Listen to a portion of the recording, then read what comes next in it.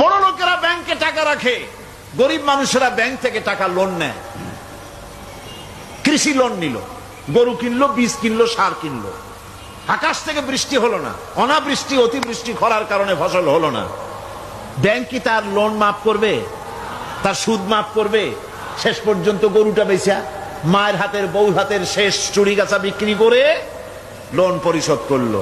বড় লোকের টাকা ওখানে ছিল, ওই টাকায় আরো টাকা গিয়ে জমলো, আর গরিব ফতুর হয়ে গেল।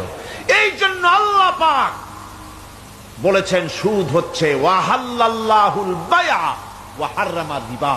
আল্লাহ পাক ব্যবসাকে করেছে হালাল, সুদকে করেছেন হারাম।